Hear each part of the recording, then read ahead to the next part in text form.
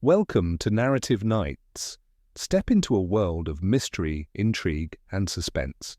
At Narrative Nights, we bring you thrilling detective stories that will challenge your mind and keep you guessing until the very end. Before we begin, we'd love to know, where in the world are you tuning in from? Drop a comment and let us know which part of the globe you're watching from. We're all united by the love of a good mystery. Let the investigation begin. The Nurse's Last Journey. Chapter 1. A Curious Journey. The 3:42 train from Paddington was neither fast nor fashionable. It meandered lazily through quiet English countryside, pausing now and then at modest, ivy-covered stations where porters seemed permanently sleepy and even the pigeons flew with less urgency. It was the sort of train one took not to arrive somewhere, but to have time to think along the way. Miss Marple, seated comfortably in a first-class compartment, regarded the rolling green hills with mild interest. She had spent 3 days visiting her goddaughter in Kensington, a kind but noisy household where conversation ran at double speed and the wireless played dreadful American jazz. Now, with her soft grey shawl tucked neatly around her shoulders and her knitting settled in her lap, she felt quite ready to return to St. Mary Mead, and to peace. Across from her sat a young woman in a pale blue uniform, a nurse, evidently absorbed in a small French paperback. She was pretty, in a neat, forgettable way, with dark hair pulled back under a smart cap and a delicate profile that might have been carved from porcelain. Her face, though composed, bore faint traces of fatigue. A long journey, perhaps. Or worry. Next to the nurse slouched a retired colonel, his moustache twitching faintly with each snore. His newspaper had dropped into his lap, and the headline, "Estate Dispute in Mayfair Turns Nasty," was crumpled beneath one plump hand. Every so often, he muttered something about blasted medals and ghastly little Belgian, and dozed off again. Miss Marple cast a discreet glance at the young woman. Something about her, though she sat perfectly still, suggested she was listening for something. Every few minutes, her eyes would flick toward the corridor. The train slowed with a screech of brakes, and the sign outside the window read, "Farningham Halt." A station so small it hardly seemed necessary. At that moment, the carriage door slid open with a brisk click. A tall woman entered swiftly, dressed in a navy blue traveling coat and veiled hat. She smelled faintly of orange blossom and tobacco. With a quick, bird-like motion, she slid into the seat beside Miss Marple, resting her handbag stiffly on her lap. "Do excuse me," she murmured, her voice low and slightly husky. "It's frightfully draughty in the other carriage." Miss Marple gave her a gentle nod and returned to her knitting. But she was watching. Always watching. The new passenger was tall, well-dressed, and carried herself with a certain tension, like someone on edge, but trained to appear otherwise. Her gloves were of different shades, one dark brown, one black. An oddity most wouldn't notice. The nurse shifted slightly, her book still open but her eyes now on the newcomer. The woman met her gaze for the briefest second, then turned away, pretending to peer out of the window. Miss Marple caught it. Not hostility. Recognition. The train gave a great wheeze and lurched forward. Outside, hedges and fields swept past in a blur. Miss Marple resumed her knitting, purling steadily, her needles clicking like an old clock. But her mind ticked faster. After 20 minutes, the train approached a short tunnel, carved neatly through a hill. Miss Marple had always disliked tunnels, far too many things could happen in the dark. The lights in the carriage flickered once, then again. The nurse looked up. Then they went out entirely. Darkness fell, complete and absolute. There was the muffled rustle of a handbag opening. A sudden, choked gasp. A soft thud. And then nothing. Moments later, the train emerged into sunlight again. The lamps blinked back on. The colonel snorted awake. "Hello? Where are we now?" Dashed infernal light. Miss Marple's eyes scanned the compartment at once. The veiled woman was gone. The nurse sat slumped in her seat, her head lolling to one side. Her book lay forgotten on the floor. Miss Marple leaned forward slowly. "My dear?" she asked gently. No reply. She reached across with one delicate hand and touched the nurse's wrist. Cold. Unnaturally so. The girl was dead. Miss Marple sat back, very still. There was no visible blood. No sign of struggle. But the girl's face, so calm just minutes ago, was now slack, her mouth slightly parted, and her head tilted at an unnatural angle. The compartment door was closed. Miss Marple tested it. Locked from the inside. The woman in the veil had vanished. "Colonel Beckett," she said briskly. The old man blinked. "Eh? I believe we should alert the guard. The young lady has passed away." He stared at the girl, then turned pale. "Good Lord," he murmured. I didn't notice a thing. Slept like a log."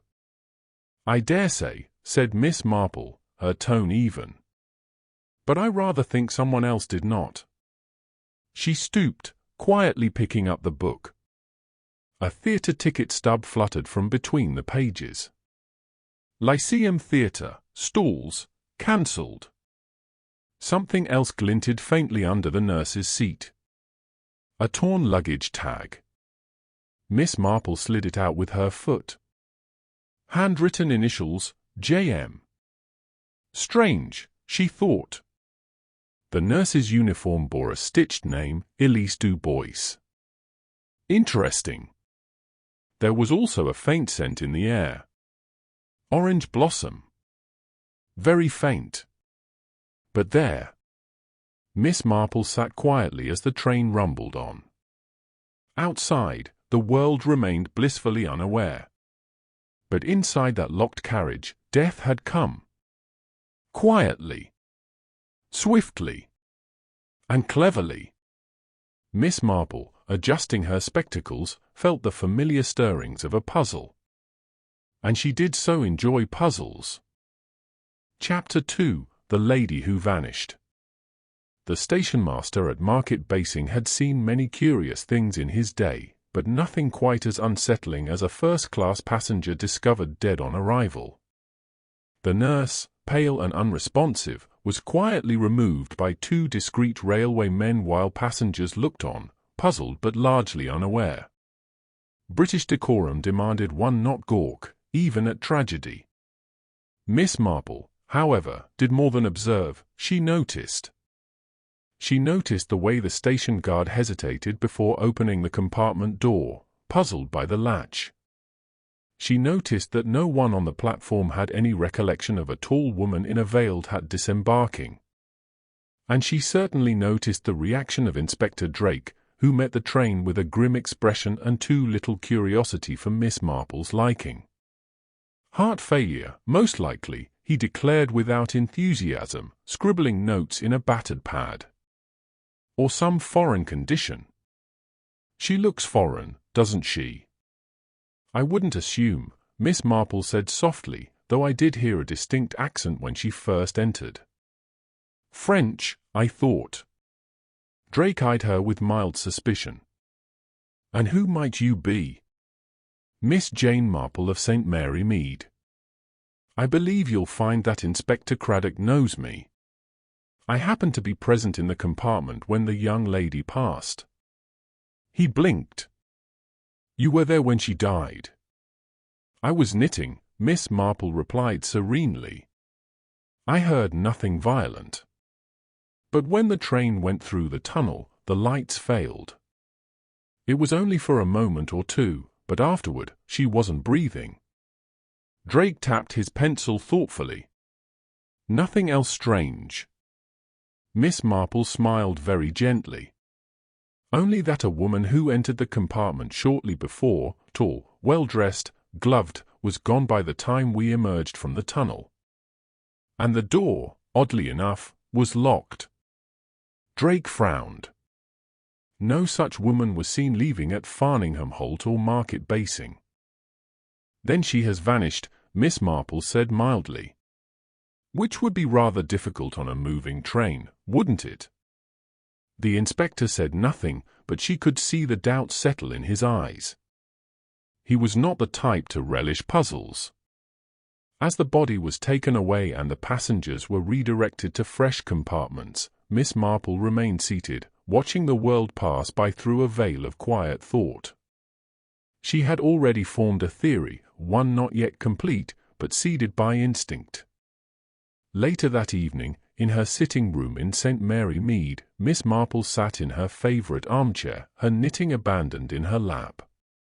Outside, the last of the summer sun filtered through lace curtains. Inside, a pot of tea cooled beside a half-eaten slice of Dundee cake. She reviewed her mental list. The nurse, identified as Elise Dubois from her stitched badge, had not cried out, nor resisted. Her book had fallen, yet her posture remained composed. She had been silenced efficiently, almost professionally. That suggested either surprise or familiarity with her killer. Then there was the vanishing woman. Well-dressed, veiled, perfumed. She had arrived at Farningham Holt and seemingly disappeared into thin air. Yet the compartment had been locked from the inside. Unless... Miss Marple's gaze sharpened. Unless someone had unlocked the door after the tunnel, then exited at the next stop without being noticed. She retrieved the crumpled luggage tag from her handbag. It read simply, J.M. Nothing else. No address. No identifier. Odd. Most people labeled luggage for practical reasons. This had been slipped beneath the seat. Hidden. Or dropped in haste. And what of the scent? Faint, but specific, orange blossom. Not a popular perfume these days. It brought to mind an old-fashioned elegance. Foreign. Mediterranean. That night, Miss Marple wrote a letter in her precise, sloping script and addressed it to Inspector Dermot Craddock, Scotland Yard. It began, Dear Inspector, I hope this finds you well. I believe I may have witnessed a murder yesterday afternoon. The police in Market Basing were not inclined to investigate further, but the situation involves a locked compartment, a vanishing woman, and a nurse who died quite silently. I believe it merits your attention. Yours sincerely, Jane Marple. The next day's newspaper reported the incident with predictable understatement. Mysterious death on county line. A young woman, believed to be a private nurse, was found deceased aboard the 3:42 train from Paddington. Police suspect natural causes, though the investigation remains open. The woman's identity has not yet been confirmed. No mention of the locked door. No note of any missing passenger. But more curiously, in the London pages, Miss Marple spotted a small paragraph tucked between a story on council taxes and a tennis match. Solicitor's clerk found dead in Islington. Mr. Ronald Payne, assistant to the late Harold Lomax and Company, was discovered dead in his flat on Tuesday evening. Foul play is suspected. The flat showed signs of forced entry. A passport with the name Jean Moreau was recovered, but no such person is known to reside there. Investigations are ongoing. Miss Marple leaned forward, her teacup forgotten. Jean Moreau. J.M. It couldn't be coincidence. The nurse's luggage tag, the false identity, and now a second death, this one not quiet at all. That afternoon, Miss Marple took a slow stroll to the village post office. She did not intend to post anything, but she had always found Mrs. Ridgway, the postmistress, a wellspring of unsolicited but valuable information. Terrible business on the train, wasn't it? Mrs. Ridgway said at once, as Miss Marple purchased a single halfpenny stamp she did not need. Yes, said Miss Marple, folding her purse. Though I dare say the full story has not yet come out. Mark my words, dear, it never does, the postmistress said, lowering her voice. Though it's odd, now that I think of it, yesterday morning, a lady came in asking about parcels. Very well dressed. Odd gloves. Asked about international postage to Nice. Nice. Miss Marple asked lightly. France. Said she had something confidential to send. Wouldn't leave her name. Miss Marple smiled faintly. Did she smell faintly of orange blossom, by any chance? Mrs. Ridgway blinked. Why, yes. Now that you mention it, how strange of you to ask. Miss Marple nodded politely and stepped out into the bright village lane. The mystery, she thought, was no longer confined to a quiet train compartment. It was spreading, layer by layer, person by person. And somewhere, hidden beneath all this silence, lay a truth that someone had killed twice to protect. Chapter 3. Return to St. Mary Mead. St. Mary Mead had the kind of tranquility one might find in a storybook, chiming church bells, white picket gates, and a surplus of well-trimmed hedges. But Miss Marple knew better. Behind every drawn curtain, secrets fluttered like moths. It was late morning when she returned from the post office, stepping briskly past the vicarage and into the rose-scented quiet of her cottage. On her hall table, a telegram waited, propped against a crystal vase. Arriving tomorrow, private inquiry on your letter, Dermot Craddock. Miss Marple allowed herself a satisfied little nod. Craddock was dependable, clever in his own way, and sensible enough to take her concerns seriously. If there was something to uncover, he would help her draw it out. She spent the remainder of the day rearranging her sitting-room furniture, not because it needed rearranging, but because such activity helped her think. The deaths of the nurse and the solicitor's clerk were too precise to be coincidental. They had occurred days apart but were linked by details too peculiar to ignore, the initials JM, the hidden luggage tag, the scent of orange blossom, and now, this business with Nice. At 4 o'clock, Miss Marple made her way to the vicarage for tea with Griselda Clement, the vicar's wife, who possessed the admirable quality of being both talkative and inadvertently informative.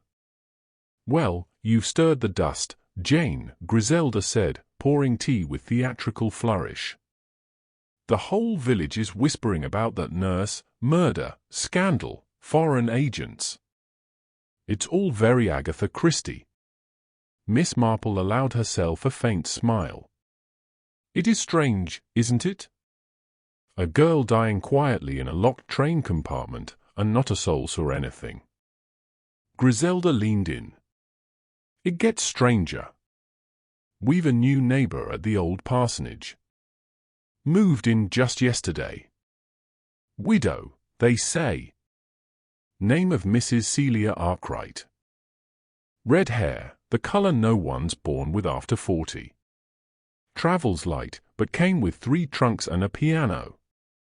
Miss Marple sipped her tea thoughtfully. What does she say she does?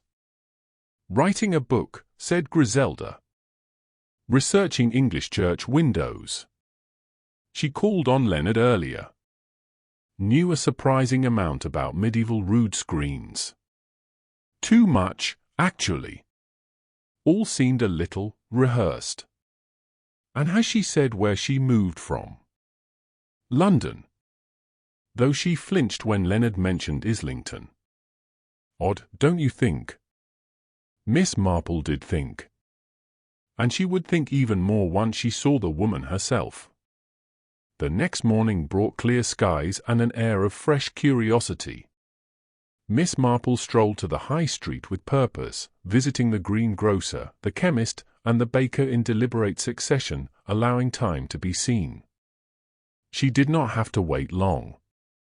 Miss Marple came a smooth, clipped voice behind her.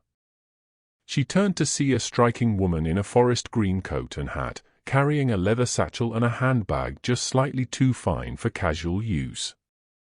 Her smile was charming, her eyes calculated. "How do you do?" Miss Marple replied politely. "I'm Celia Arkwright. Just moved into the old parsonage. I believe we're neighbors. Everyone says you're quite the authority on village history." "I've lived here rather a long time," Miss Marple replied, eyes twinkling. "Things have a way of lingering in small places, history especially." Celia laughed, though the sound lacked warmth. "That's why I chose St. Mary Mead. So much untouched beauty. I'm writing about church architecture, you see." "Splendid," Miss Marple said. "You might find the parish records enlightening. We've had a surprising number of visiting French clergy over the years." Something flickered in Celia's eyes, barely a breath of change, but it was there. She covered it quickly with a smile. "Fascinating." They parted with polite nods. But Miss Marple noticed one detail that made her pause. Celia's handbag, deep navy leather, gold clasp, subtly embossed. The same style, near identical, to the one the nurse had carried on the train. And pinned to Celia's lapel was a brooch. Ornate. Gold filigree with a tiny ruby at the center. It tugged at a memory, one not quite formed.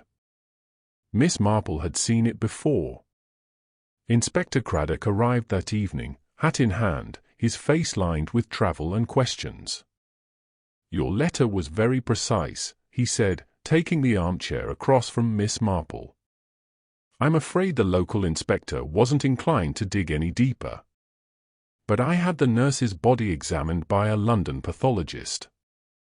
There were ligature marks. Delicate, but definite. She was strangled." Miss Marple's knitting paused mid-loop. "As I feared." "The nurse's real name was Jean Marchand," he continued. "Born in Lyon. Came to England in 1946. Employed most recently by a Mrs. Lomax in Islington. The same Mrs. Lomax who died last month under what now seem rather convenient circumstances." "And the solicitor's clerk?" she asked. "Ronald Payne. He handled Mrs. Lomax's estate. Found dead in his flat. Passport with the name Jean Moreau, a fake. The police think he was selling false papers." Miss Marple folded her hands. So he had ties to both Jean Marchand and the Lomax inheritance. Craddock nodded. "We believe Jean discovered something, perhaps fraud involving the will. Maybe she tried to blackmail someone. That someone had the means, and now the motive." Miss Marple's eye sharpened. "Celia Arkwright." Craddock blinked. "Who?" "A recent arrival. Uses old-fashioned perfume, carries a nurse's handbag, and wears a brooch that might once have belonged to a dead girl." Craddock smiled faintly.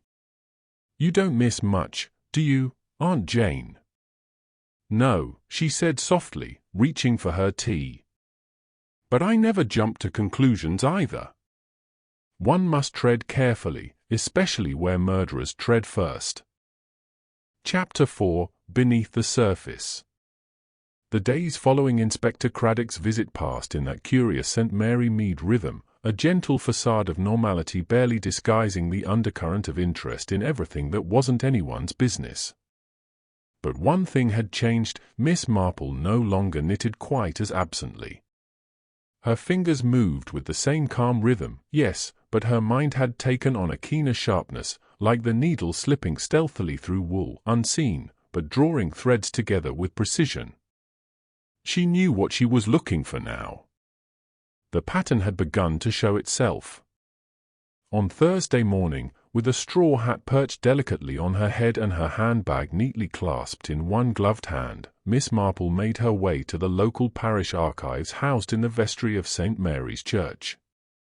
She had no official purpose, of course, other than just checking old things for fun, as she told the curate, who obligingly unlocked the cupboard and left her to it. She wasn't after history, not really. She was after stories, and a parish is full of them, some forgotten, others carefully disguised. It was in a baptism register from 1922 that she spotted it, the name Vera Louise Lomax, goddaughter of the late Eleanor Lomax, the very same widow who had employed Jean Marchand before her sudden death in Islington. Vera had vanished from London society some 20 years ago, following a scandal involving stolen jewellery and an annulled engagement. Miss Marple tapped the page gently. Not Celia Arkwright, then. But Vera Lomax in another life.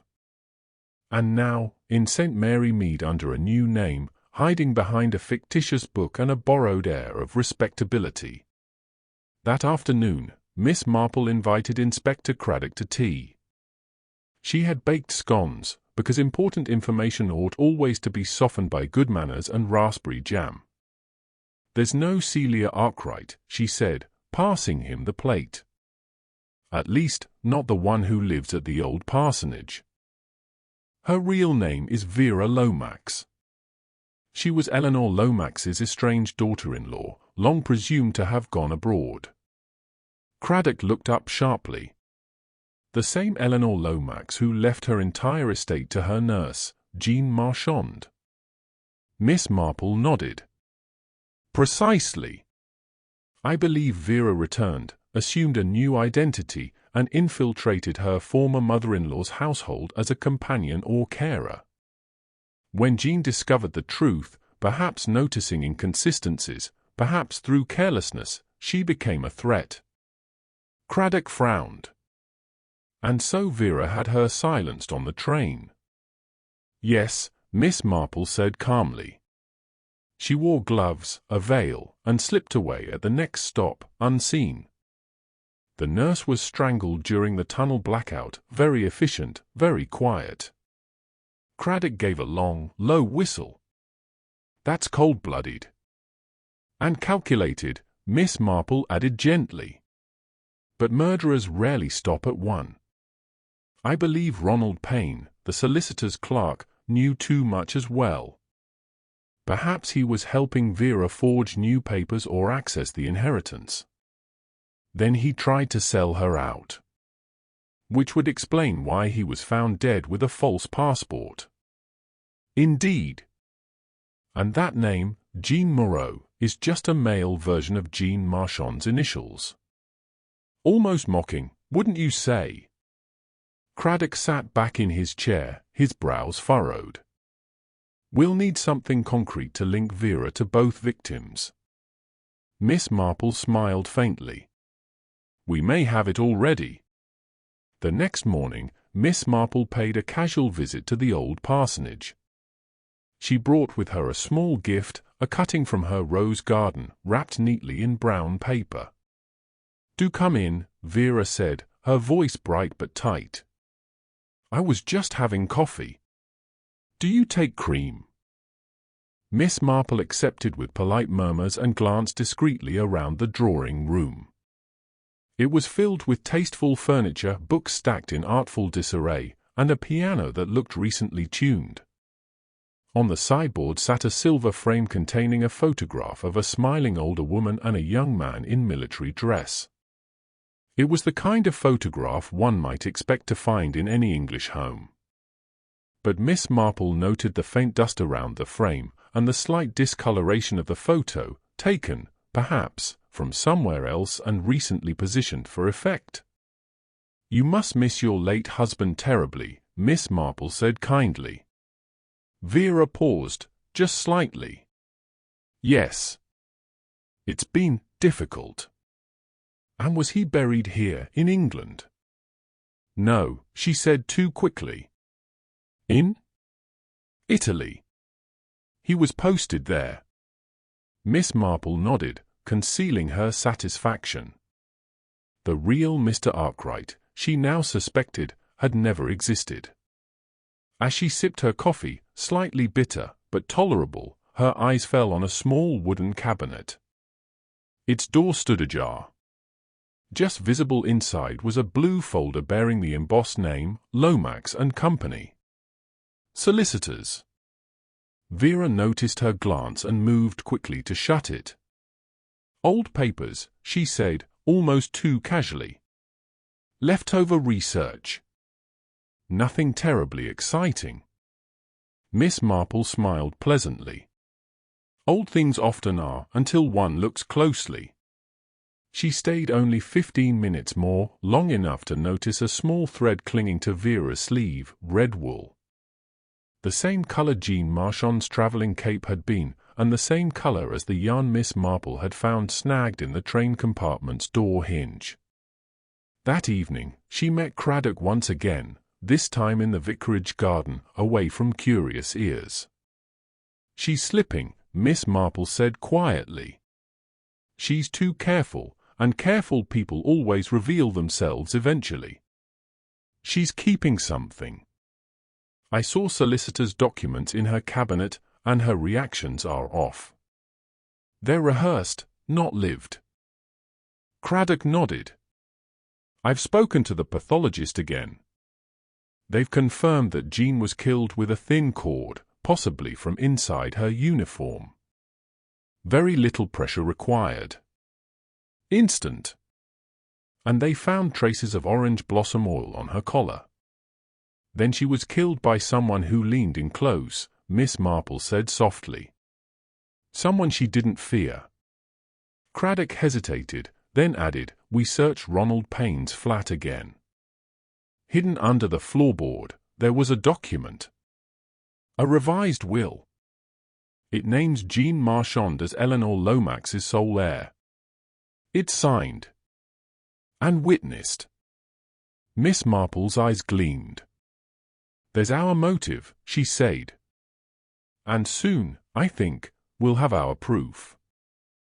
Chapter 5: Dead Names and Dangerous Women.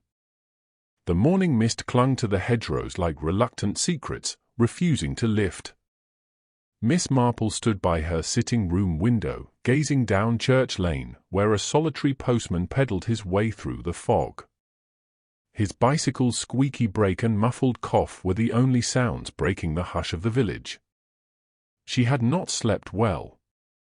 Dreams, muddled and uneasy, had flitted through her mind, snippets of train tunnels, veils, soft voices in foreign accents, and a flash of red wool. Always red wool. It was time, she thought, to give the fog a little help lifting. By mid-morning, she had donned her grey tweed coat and set off briskly to the station at Much Benham. Her purpose was not to travel but to listen, and there were few places more fertile for chatter than the benches of a rural train platform. She didn't have long to wait. "Funny business about that nurse," said a stout woman in a plum-coloured mackintosh, nodding to her friend across the seat. "Terrible thing. And that solicitor's lad too, imagine. 2 deaths in a week, and both linked to that train." Miss Marple feigned polite disinterest. The second woman, a thin, bird-like creature with sharp eyes, sniffed. "Well, I heard the nurse had something on someone. Old Eleanor Lomax's will, wasn't it? Changed last minute, cut out the family. They say that woman who lives up at the old parsonage used to be the daughter-in-law, didn't she? She says she's Celia Arkwright, but our Mabel says she heard her call herself Vera once. Vera something. Caught herself and went red as rhubarb." Miss Marple's knitting bag gave a gentle twitch in her lap. So the village was beginning to notice what she already suspected: names didn't match, and stories were beginning to unravel. That afternoon, she met Inspector Craddock at the solicitor's office in Eastbourne, where the late Mr. Ronald Payne had once worked. The receptionist, tight-lipped at first, loosened after Miss Marple complimented her embroidery and noted the similarity between silk threadwork and tracking inconsistencies. Ronnie was clever, but he took risks, the woman said finally. He talked too much. Said someone had offered him money to fix the paper. Kept boasting he was about to come into something big. But then he looked scared, properly frightened. Frightened of who? Craddock asked. The woman hesitated. He said, she's dangerous. Didn't say who. But I think it was the woman who came to see him. Tall, veiled, elegant voice. Said she was Mrs. Howard or something like that. We thought she was a foreigner. Miss Marple looked up. Did she wear gloves? Oh yes. Long ones. Satin, I think. Miss Marple exchanged a glance with Craddock. Satin gloves and a veil. The same disguise used in the compartment. 2 women now dead. 2 bodies tied together by forged documents, whispered threats, and 1 woman who changed her name like others changed dresses. Back in St. Mary Mead, things took a sharper turn. That evening, Mrs. Lockett, the housekeeper at the old parsonage, turned up at Miss Marple's cottage looking pale and shaken. I've got to speak with someone, Miss Marple, she said, twisting her fingers in her apron. You're the only one with sense round here. Miss Marple, with calm efficiency, poured tea and listened. There's something wrong with Miss Arkwright, Mrs. Lockett whispered. Yesterday I found her in the parlor, weeping over a photograph, an old black and white thing of a wedding. But when she saw me, she said it was just a stranger's picture. She put it in the fire. She destroyed the photograph. Yes, and then last night, I saw her sneaking out the back garden, had a case in her hand. I think she meant to run, only she saw the vicar's wife on the lane and turned back. Miss Marple leaned forward. Do you know if she ever went by another name? Mrs. Lockett hesitated, then nodded. I saw a letter once. Addressed to V. Harwood. She tore it up quick, but I noticed it. I thought maybe it was a maiden name. V. Harwood. Vera Lomax had been previously known as Vera Harwood before marrying into the Lomax family. Miss Marple's knitting needles clicked together quietly. The puzzle was no longer scattered, it was beginning to fit together. The next day, Miss Marple visited the Lomax family crypt at St. Jude's, a windswept church just beyond the next village. Inside, she found a faded plaque, in loving memory of Eleanor Lomax, beloved mother, 1870 to 1954. Beside it was a small stone bearing only a single word, David. Her son. But the plaque was chipped, and the date worn. When she inquired with the groundskeeper, he blinked. Oh, young David? Drowned off the coast of Brittany, 1933. Left a wife. Name of Vera, I think. Never came back to the village, though. Do you know what happened to her? Dead, they said. Suicide in France, after the scandal. Miss Marple's brows rose. Dead. Or supposed to be. Later that evening, she and Craddock pored over the facts in her sitting room. She faked her death, Miss Marple said.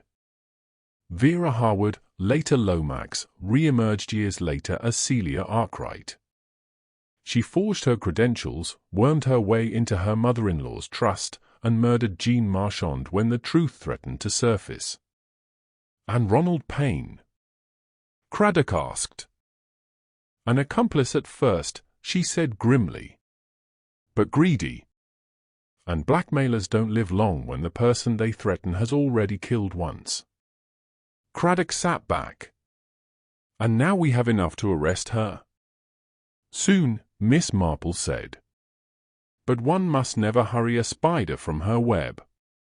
She'll panic, and when she does, she'll act rashly. That's when she'll reveal herself completely. She gazed out at the darkness settling over the village. One more thread, Inspector, she murmured. And then the whole veil will fall. Chapter 6, The Whisper in the Fog. The village of St. Mary Mead awoke beneath a cloak of thick, silver-grey fog that wrapped itself around the cottages and lanes like a whispered secret.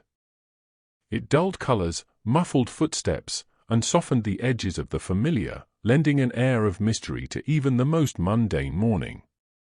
Miss Marple, wrapped in her soft woolen shawl, stepped cautiously down the garden path. The dampness clung to the leaves and the scent of wet earth mingled with the faint trace of orange blossom, like a ghostly reminder of the nurse's silent death. She was meeting Inspector Craddock near the old oak tree by the village green. They were to visit the old parsonage once more. Fog suit secrets, Miss Marple mused quietly as she approached. They linger longer when the light is dim. Craddock nodded grimly.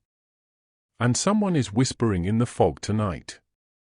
We need to listen. As the two approached the parsonage, a faint glow flickered behind a curtained window.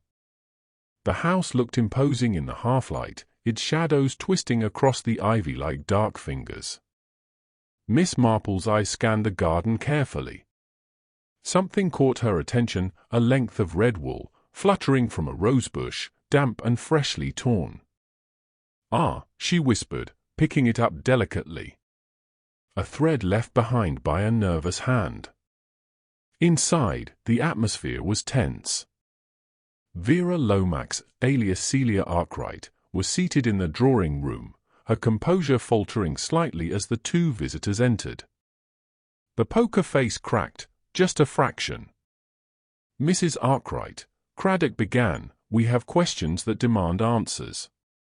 About the will, about Jean Marchand, and about Mr. Ronald Payne. Vera's eyes darted to the fireplace, where a faint glimmer of metal caught Miss Marple's gaze.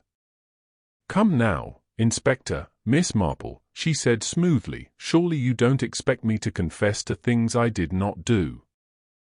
Miss Marple smiled sweetly, though her eyes were sharp. Not yet, Mrs. Arkwright. But we do expect honesty. The conversation stretched thin, careful and measured, until a sudden sharp knock came from the front door. Vera's face paled. Craddock excused himself to answer it. Outside, a breathless figure stood in the fog, a village constable holding a small parcel wrapped in brown paper. Found this near the river bank, sir, he said, handing the package to Craddock. Back inside, Vera's composure was cracking. Miss Marple carefully unwrapped the parcel. Inside lay a torn page from a diary, water-stained but legible.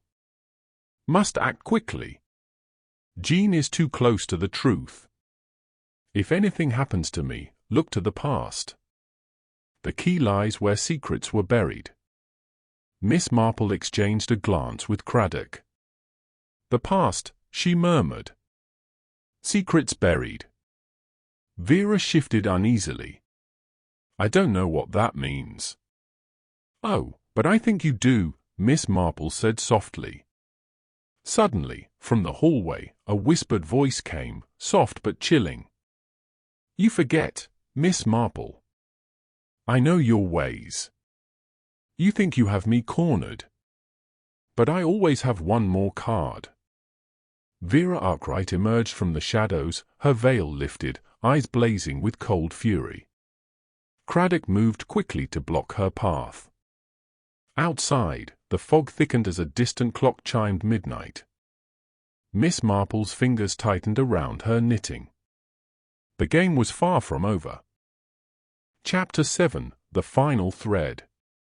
The drawing room at the old parsonage seemed to hold its breath as Vera Arkwright stood defiantly before Miss Marple and Inspector Craddock. Her veil had been cast aside, revealing sharp features twisted with desperation and rage. "You think you've caught me, Miss Marple," she sneered, her voice low and dangerous. "But I've always been one step ahead." Miss Marple's gaze remained calm, her knitting needles poised as if the ordinary rhythm could steady the storm before her. "Mrs. Arkwright, or should I say Vera Lomax, you have woven a tangled web. But all webs eventually catch the smallest of flies." Vera's eyes flickered, and a brief shadow crossed her face. Then, with a sudden movement, she lunged toward the window, hands outstretched as if to escape. But Craddock was swift, catching her arm and pulling her back with firm resolve. "You're not going anywhere," he said sternly. Miss Marple nodded approvingly. "Quite right, Inspector. Now, I believe it is time you explained a few things." Calmly, Miss Marple began to unravel the chain of events, laying out the pieces that had seemed so disconnected at first. "Jean Marchand was no ordinary nurse," she began. "She was the rightful heir to the Lomax estate, named in a revised will that Mr. Ronald Payne, the solicitor's clerk, was responsible for securing. But your greed, Mrs. Arkwright, led you to kill Jean during the tunnel blackout on the train. A quiet murder, almost invisible." Vera's lips pressed tight, but her eyes betrayed the slightest flicker of guilt. "And Ronald Payne," Miss Marple continued, "you needed him to facilitate the forgery of documents, to keep your false identity intact. When he threatened to expose you, he met a violent end as well." Craddock leaned forward. "We found the revised will hidden beneath Payne's floorboards. Signed and witnessed." Miss Marple smiled gently.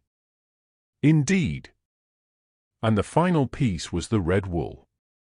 She held up a small fragment of thread. "The same color as the cloak Jean wore on the train, and the thread caught in the compartment door. You tore it off in your haste, didn't you?"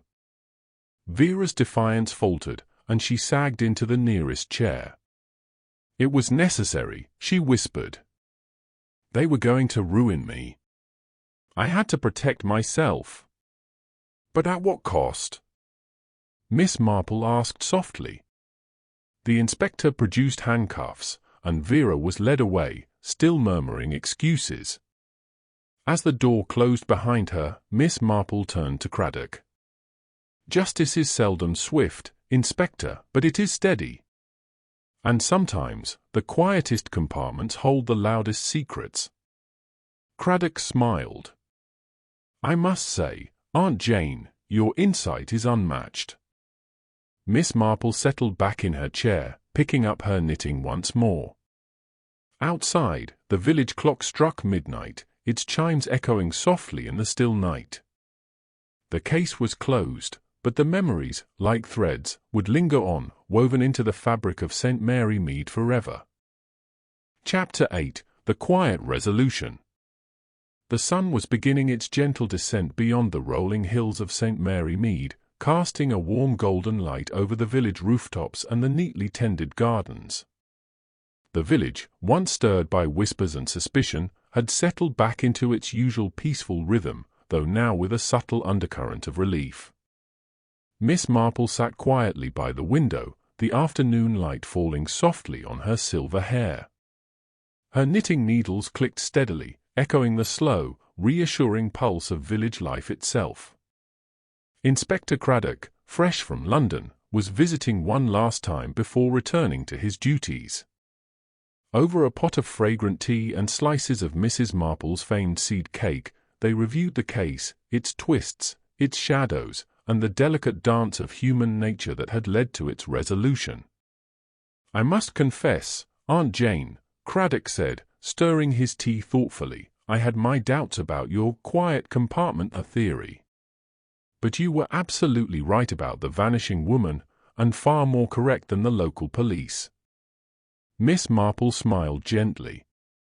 the smallest details often tell the greatest stories. The scent of orange blossom, a single thread of red wool, the careful concealment of a name, they all form part of a picture that reveals itself only to those who are patient enough to look. She paused and glanced toward the garden. Mrs. Arkwright, or Vera Lomax, was a woman who believed she could rewrite her story by silencing those who threatened her. But the past, Inspector, has a habit of finding its way back to the surface, no matter how deeply it is buried. Craddock nodded. Her desire for revenge and greed led to two terrible deaths. A nurse who trusted too much, and a man who hoped to profit. Tragic, but justice is served. Justice, yes, Miss Marple agreed, but tempered with understanding. People like Vera are often driven by desperation more than cruelty. It's a lesson in human nature, and one that, thankfully, St. Mary Mead rarely has cause to teach. The postscript to the tale was as quietly satisfying as the rest. The revised will was reinstated, ensuring Jean Marchand's family, her distant relatives in Lyon, received the rightful inheritance. The solicitor's office took extra care to prevent future forgery, and the old parsonage was quietly put up for sale. In the village, conversations gradually returned to garden parties and church suppers. The extraordinary events of the past weeks became stories to tell over tea, always with a hint of admiration for the gentle lady who had quietly solved a mystery where others had failed. That evening, as dusk settled, Miss Marple took a last leisurely stroll through the village. The scent of honeysuckle hung heavy in the warm air, and the sounds of children playing echoed faintly in the distance. She paused at the train station, looking toward the line that had brought so much trouble to Market Basing. A sense of calm and closure washed over her. Sometimes, she thought, the quietest compartments hold the deepest secrets. And sometimes, those secrets wait patiently for someone who notices the small things, the overlooked glances, the whispered words, the gentle clues. Miss Marple smiled to herself and turned homeward, her knitting bag swinging lightly at her side. The mystery was over. The village was safe once more. And all was well in St. Mary Mead.